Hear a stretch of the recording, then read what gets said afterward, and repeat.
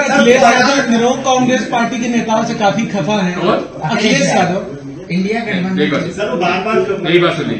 देखिए जो इन्होंने कहा कह दिया कमलनाथ जी ने, किसी कैसे कह दिया नहीं आता, लेकिन इस तरह की बात किसी को खिलाफ करना नहीं चाहिए। हाँ, मैं इसको स्वीकार कर रहा हूं। मेरे पास कमलनाथ जी ने अशोक सिंह जी को भेजा था और दीप नारायण यादव आए थे और हमारी उनकी टीम आई थी, मेरे साथ चर्चा, इसी कमरे में बैठ के चर्चा हुई थी। मैं पूरी साफ सुथरी बात करता हूं, छुपाने की बात मुझे नहीं है। समाजवादी पार्टी का एक कैंडिडेट जीता था बिजावर से, जो बीजेपी में चला गया। 2 सीटों पे वो उनके अच्छे वोट 1-2 सेकंड आए थे। इस तरह से 3 सीटों की ऊपर प्राप्त हो सकती थी, वो 6 सीटें मांग रहे थे। चर्चा हमारी हुई और 4 सीटों पर हम छोड़ सकते थे उनके लिए। इसका मैंने बना के कमलनाथ जी को भेज दिया था। लेकिन उसके बाद जब वर्किंग कमेटी की मीटिंग हमारी हुई थी, इस बारे में मैंने केंद्रीय लीडरशिप से बात की थी कि हमारी जो इंडिया अलायंस है उसके साथ हमारा क्या संबंध है। तो उन्होंने स्टेट इलेक्शंस में स्टेट लीडरशिप पर ये छोड़ दिया। लोकसभा का चुनाव इंडिया अलायंस मिलकर लड़ेगा, लेकिन स्टेट के इलेक्शंस में हमारे अलग अलग इश्यू हैं। समाजवादी पार्टी, मुलायम सिंह जी की मुझ पर बड़ी कृपा थी। जब वो मुख्यमंत्री थे, मैं भी मुख्यमंत्री था। कुछ जैसे राजनेता हमने देखे नहीं आज, उनकी बड़ी कृपा रही।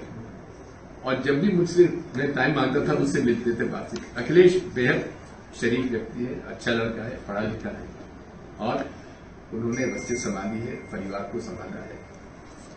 हाँ, अब ये चर्चा कहां बिगड़ी मैं नहीं जानता, लेकिन कमलनाथ जी पूरी ईमानदारी के साथ समझौता करना चाहते थे। अब ठीक है, लेकिन अलायंस में तो फ्रेंडली फाइट हो जाती है।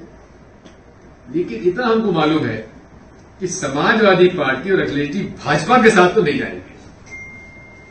पिछली बार भी जो आया था वो सीधा हमारे पास आ गया, बाद में कांग्रेस का ही था।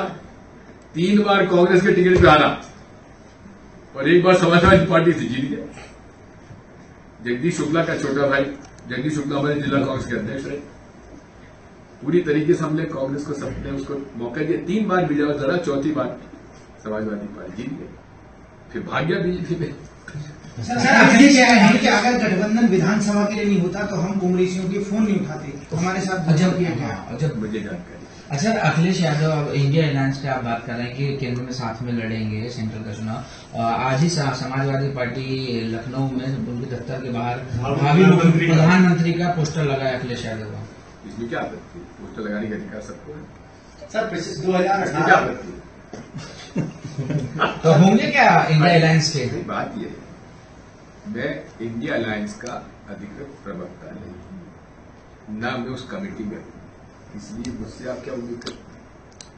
सर 2018 में आपने संगत में पंगत की, समन्वय की, राजनीति करी। अब क्या निकलेंगे सर इस तरह का माहौल बन रहा है? हाँ बिल्कुल। कब से निकलने वाले? निकला हुआ हूं, कब बैठा हूं मैं सर? कुछ मैं तो अगर ना निकलूं बीमार पड़ जाऊं सर। डैमेज कंट्रोल को लेकर प्लानिंग है ना। एआईसीसी ने मुझे समन्वय समिति का अध्यक्ष बनाया है सर। उसके लिए रणदीप सुरजेवाला से बैठ के हम लोग, कमलनाथ जी बैठ के तय करें कैसे करना। सर शिवपुरी में क्या सिंधिया जी को रोकने के लिए ये रणनीति बनाई गई थी, केपी सिंह को उतारने के पीछे? निश्चित, और डर के मारे भाग गए सर। ठीक है, 5 सीटें ऐसी, इसी वजह से बीजेपी ने घोषित नहीं किया। सर शिवराज सिंह चौहान 130 सीटों का दौरा करेंगे 17 दिन में, क्या लगता है पार्टी को फायदा होगा नुकसान होगा? वो 231 में भी कर ले तो फर्क नहीं पड़ने वाला। सर 5 सीटें ऐसी हैं जहां भाई भाई, भाई भतीजा, ये उतरे आमने सामने सर, घर के लोग, क्या लग रहा है?